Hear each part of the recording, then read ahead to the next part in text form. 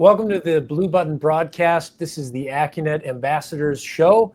My name is David Wickert. I'm the president and managing owner at Accunet Mortgage, joined today by my co-host, Mr. Tim Holdmann, vice president, senior loan consultant, also managing owner. I think we're going to try to find 4 or 5 more titles to put on Tim's email signature as well.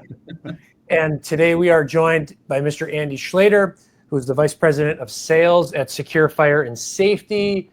Husband, brother, father of, is it 3 babies? 3 now, yes. Woo. You're a very fertile man. Ambitious. And managing owner to boot. Andy, thanks for carving out a couple minutes for us. Yeah, absolutely. Thanks for having me, All guys. Right. I've got an icebreaker just because it's that time of year. And I'll go first because my wife, I'm taking my wife to State Fair on Saturday. Good. And both for the people, I'm taking her, but also we are attending people watching at the State Fair, really. So my 2 questions for all of us. 1, when you go to State Fair, what do you eat? And then 2, what music do you see? So for me, I try to always get a corn on the cob right there. Is that from the Lions booth? Lions Club, yeah, the butter dipped corn on the cob. Yo, with all of the stuff sprinkled on it too. Like it's not corn. Yeah, it's not corn. It's a butter salt delivery stick. and then I'm seeing a country band over the weekend. So that's what I see. Tim, what do you eat and what music do you see? Oh, so Grace and I are definitely going to the fair with the kids. We might go a second time, just the 2 of us for a little date night. But my wife always has to get the dill pickle pizza. That is a must every year. Wow. Okay. I've been looking at the Sporky's finalist list already, and I got my eye on the Brat wontons, I think that they're called. Wow. So that'll be on new? my short list. I think that's one of the new ones this year. Yeah. Wow. So Wontons? worth giving it a shot anyways. Amazing. No specific music acts that we really want to see. We're just going to walk around, and there's always 1 or 2 good, cover bands. Either 80s hair metal or a good country cover band. Either of those will, get my bucket list going. So, Andy, all right. What about you?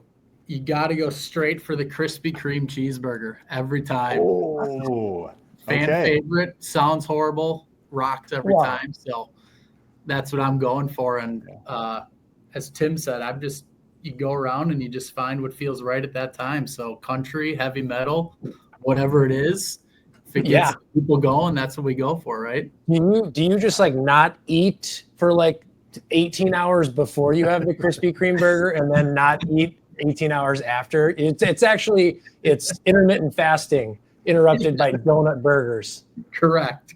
And then you take the next day off of work. So yeah, for recovery. I could see a sweet savory combo working, I feel like that would jive pretty good. No, it's good. I advise give it a try. Don't knock it till you try it. So might check that out. Yeah. All right, Andy. So if Tim and I have the pleasure of competing against our frenemies at Landmark and Associated Bank, who in the fire protection world do you get the pleasure of competing against doing what you do? Yeah. So a lot of good companies out there. We compete against Ahern, Johnson Controls, Action Fire, Cintas.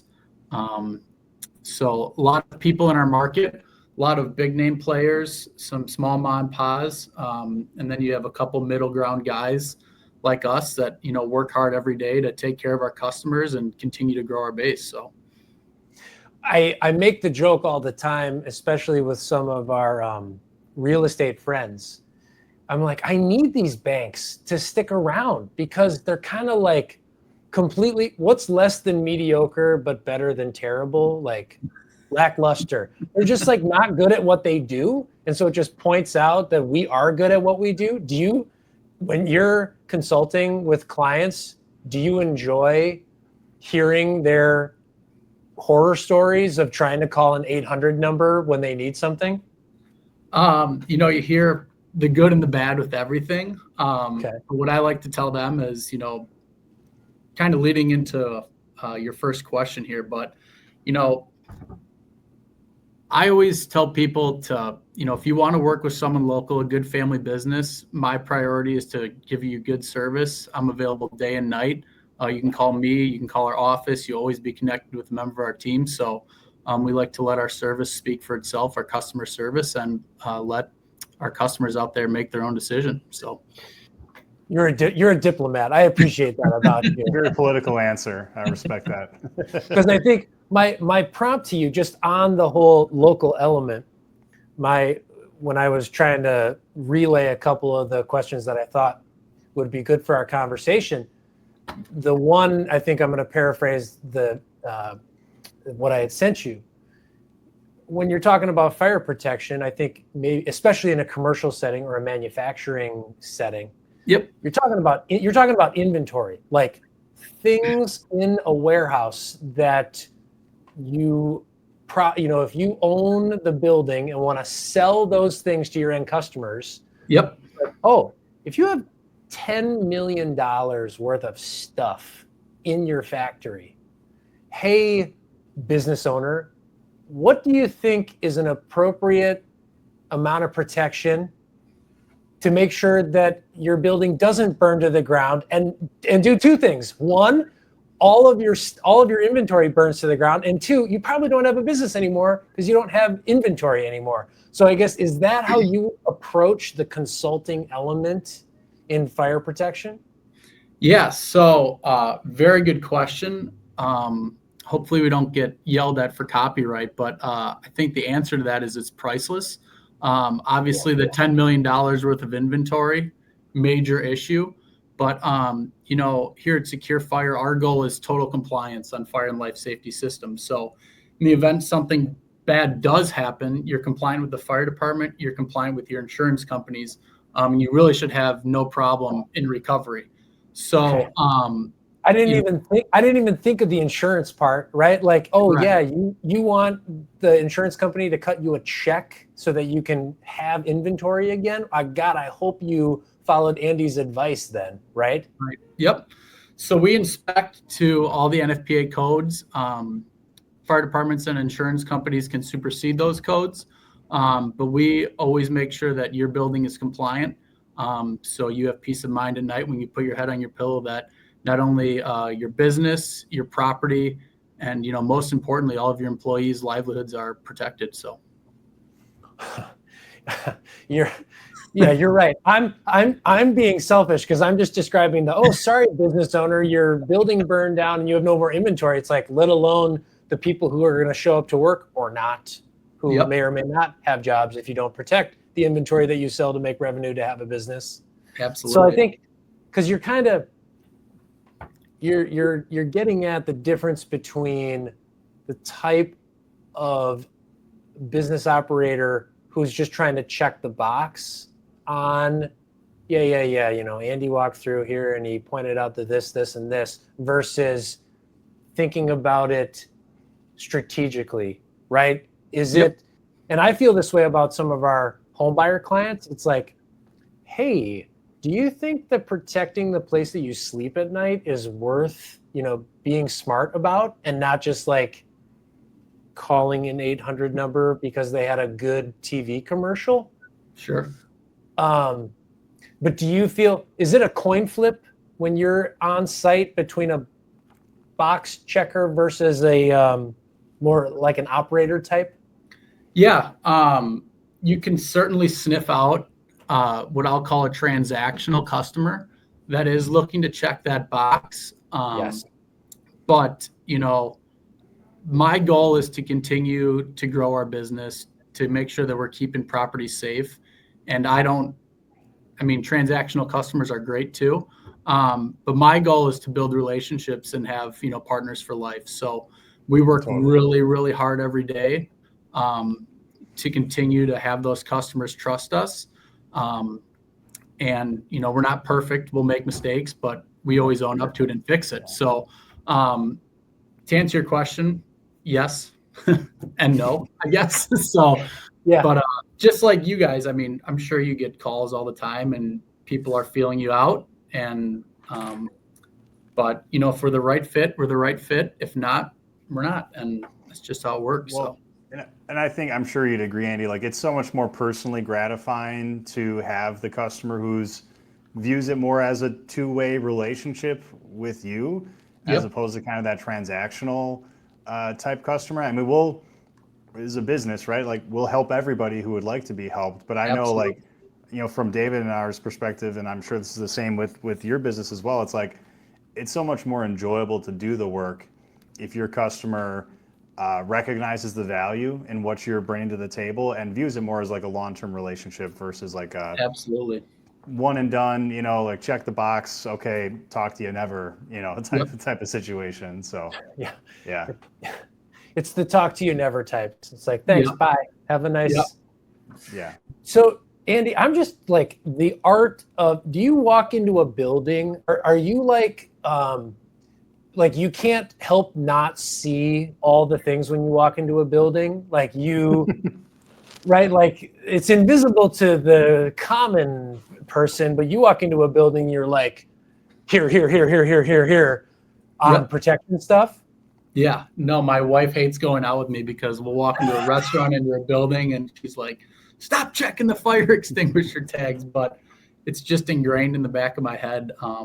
But yeah, always looking at it. Every commercial space is an opportunity for us. So someone's doing the fire protection. So why not us? So, but with that comes the passion truly of making sure buildings are compliant, properties are safe. A lot of the times I've called on people like, hey, your extinguishers are expired by 2 years. And they're like, we didn't even know we had to do that. We just bought the building. So a lot of my work comes from an educational space as well, educating my customers on what they have to do, what the local codes are and the national codes, and what it takes for them to be compliant. So do you have like local fire chiefs on speed dial? Like, are you, is that kind of, hey, did you guys walk into this space and they failed? Give me a call. I'll be happy to help them, right? Yeah. No, they're not on speed dial. Our goal is for the fire chiefs not to be calling our customers. So we get in on the front end, make sure that everyone is scheduled accordingly in the month that they're due for inspections, so that when the fire chief does come around, they get a good clean bill of health and another year. And I'm curious, Andy, from a compliance standpoint, like how often do those codes change or get adjusted? Because like in the mortgage world, what keeps our job fresh and interesting is like a lot of times the rule book changes. Sure. And rules will go away or come back or be modified.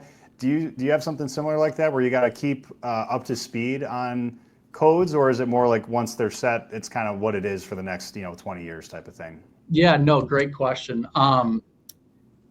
It changes, but not as fast as it should. So sure. Most of the time it's around for about 10 years, and then there's minor changes, but the meat and potatoes of it usually stays pretty consistent. So nice. Okay. Awesome.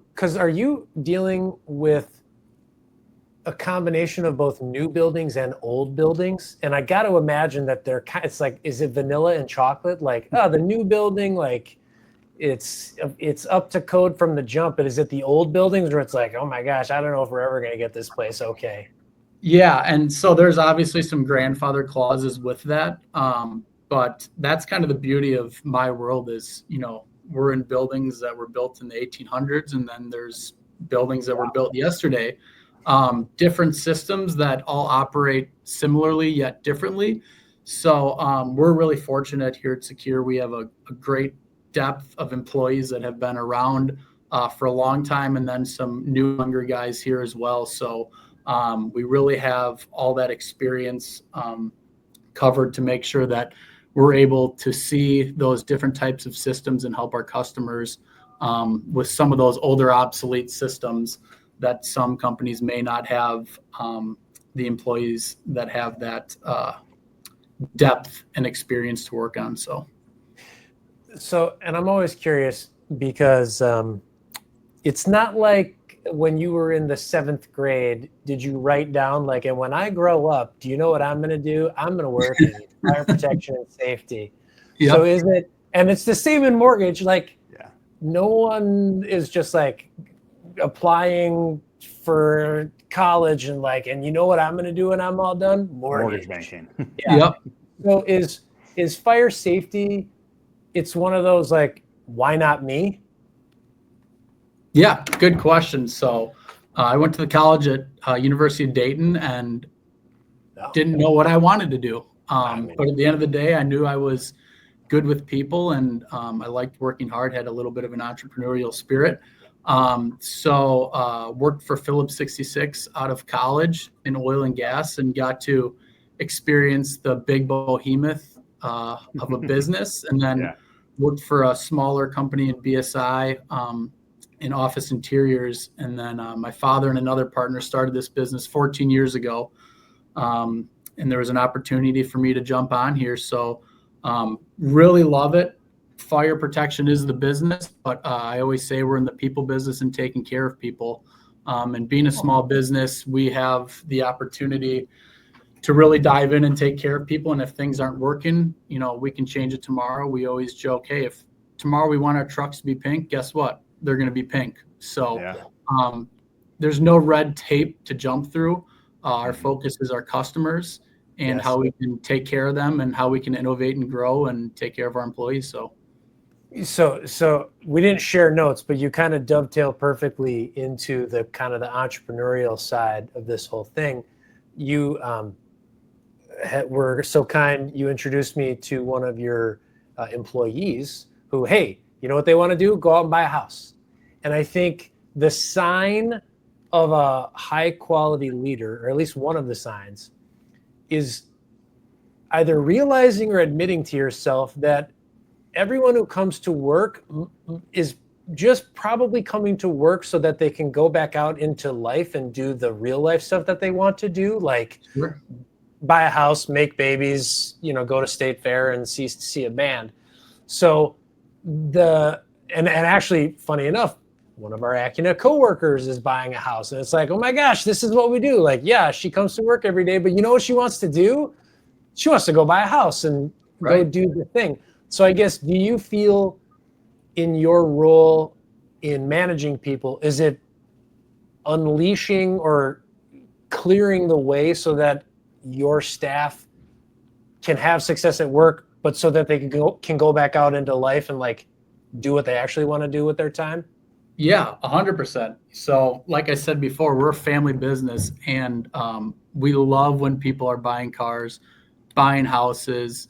And, when you sit down with the kid across the table that's 18 years old and, you ask him what he wants his life to look like in 10 years, and he might want to be managing people, or he might just want to be a really good tech. Whatever that path is, the opportunity is here for them, because we want to develop them within their role, but also as human beings. And, whether it's you want to have a family or you need help with this or that, we really take pride in making this a good place to work. And then, we really prioritize those people having an outside life and, accomplishing those other goals as well. So, because am I crazy? But given the amount of potential clients who need fire protection and safety, it's I'm going to say unlimited. I'm going to say the word, but are you hungry? Go out and do the thing, right? And it's kind of the same in mortgage. You'd like to find success? Do it. Right. Which is both awesome and terrifying, paralyzing, perhaps sometimes. Yep. So the one, Tim and I had a story that we wanted to share. And Andy, if you would be our listening public to a mortgage story, because we've been able to help your family as well as I'm going for 100% market share in the greater Schlater family. Yeah, you're doing a pretty good job there, David. I appreciate that. That's why we keep coming back to you, man. And so I got this text. And I didn't throw my phone at Tim, but I couldn't have put it in his face faster to then share with Tim's team. But this is literally the text that I got. Hey, good morning. We are currently still holding off until interest rates chill out for a little bit. Hopefully we get some cuts, but fingers crossed. We still check out new listings from time to time. but right now we are just holding off. That description, the waiting client, Andy, I think in my make-believe story, what I want to say is, client, I want you to talk to Andy, because Andy is on the other side of this story of we're not going to wait. We're going to go live our life. Because what I would share with that client is, Andy has a lower rate because he didn't wait. Yep. And has enjoyed a preposterous amount of home appreciation. Correct. In the time since he bought a house. Was it 2 years ago? I think 2 or 3 years ago now. Yeah. Wow. And it's just like, to just try to help. And this is where Tim jumps in and is just like, David, you can't help people who aren't ready, even though I want them to be ready. Right, Tim? Yeah, I mean, you can't make someone's mind up for them, right? And like, where we can literally do everything else is once someone makes the decision, they're like, okay, I want to go do this big life step, right, of like buying a home.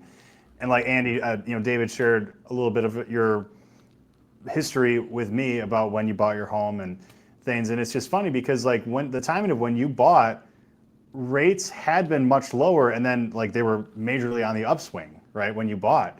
Correct. And you could have very easily been that person who was like, I want to wait for rates to get lower, whatever that means, right? Because whenever we follow up and be like, well, how low do you want them to get? We never get a clear answer on that. It's just like, well, I want them lower than they are now. 0 is the answer. Yeah. Can I get that negative 1%? And, I think you touched on this already. Like, it's an emotional decision. It really isn't data 100%. Or fact-based at all.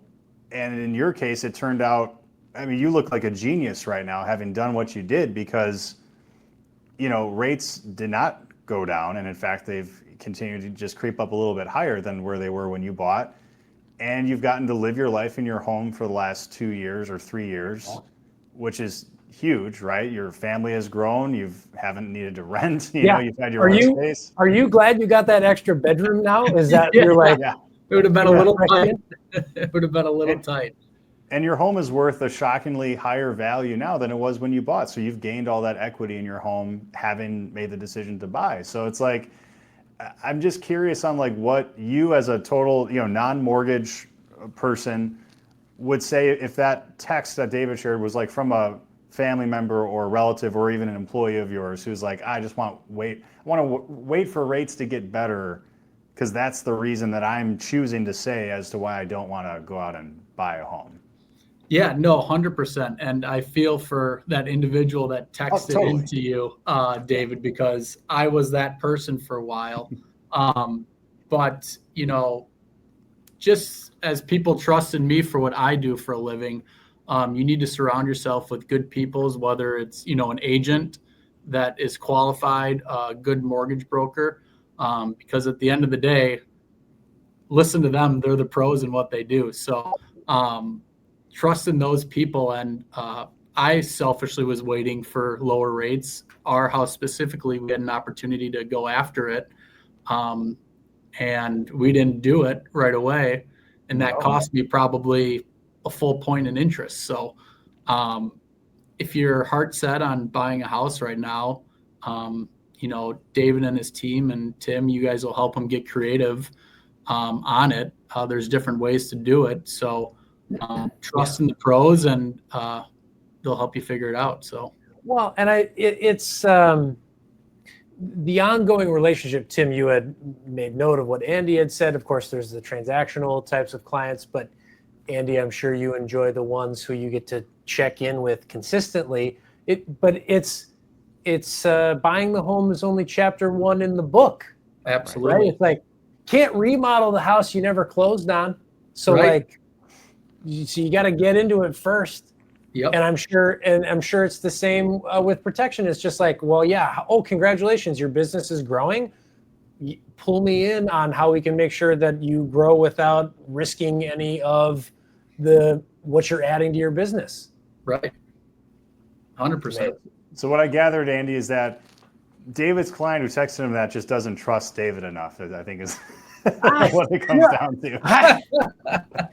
He's just not ready yet. Yeah. He's, and I think they have a little one. The person who texted me, I think they have a under 1-year-old, and I'm just waiting for them to have a good enough reason. Maybe like baby number 2, let alone baby number 3. Whew. Good. All right. Well, Andy, I appreciate you jumping on and kicking off the Accunet Ambassadors feed. Again, Vice President of Sales at Secure Fire and Safety. Andy, real quick, do a plug of your business for anyone tuning into this podcast. Give us your 30-second plug for Secure Fire. Yes, so Secure Fire and Safety, we're based out of Wauwatosa, Wisconsin. We specialize in fire and life safety inspections, so fire extinguisher annual inspections, kitchen systems, pre-action systems, sprinkler systems, fire alarm systems, install and monitoring, emergency exit light and clean agent systems. So feel free to give us a call anytime at 414-257-4222. You can ask for myself or anyone else, and we'll make sure to take care of you, come out, and make sure your buildings are compliant.